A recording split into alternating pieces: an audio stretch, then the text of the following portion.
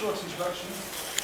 Jonathan Barnbrook, as you're quite aware, as you come along. We're going to do a general talk about any projects you've been doing recently.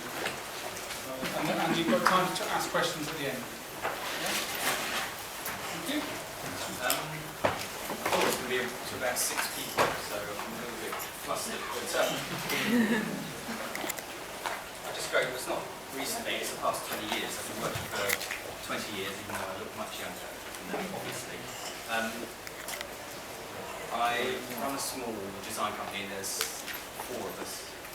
And it's been a definite decision to keep it small. Partially because big multinational companies won't work with us, but also because I think if you have a small design company, then the structure is very personal, and it tends to produce better work.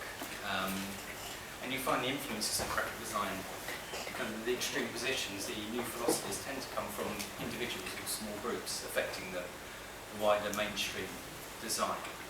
And I also think it's very important, speaking in business terms, with a client. If you have someone else presenting your work, then there is a real barrier, because they understand and present it, they don't understand all the good bits and the faults about a piece of work. So if a client adjusts position, it's very difficult for them to adjust position as well. And graphic design is about positivity, about connecting with somebody you're working with. It's not about just doing good work and hoping that's enough. You've got to be a nice person. And I feel working in a small group of people and connecting with clients on a very direct level is the best way to work. Terribly explained, but you've got the idea. I'm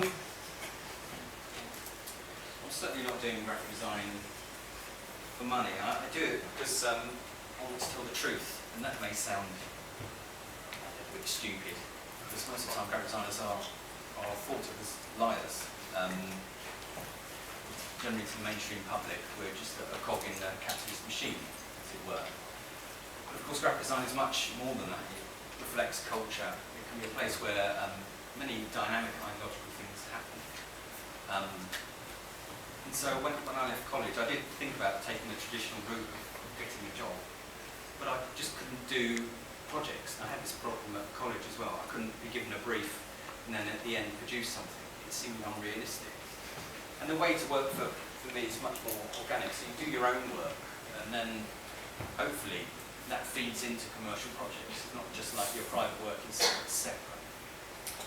And when you are working as a professional, you do have to keep your private work going, because it is where you get a chance to try things out without any tangible, necessary output at the end. And that does give you a lot of freedom, and that will go into your professional work. Anyway, don't say something in your work if you don't believe it. One of the organisations I'm known for working with is Adbusters. It's a magazine and a foundation that's been going for about 20 years in Canada. There's some seats somewhere rather than standing up for an hour.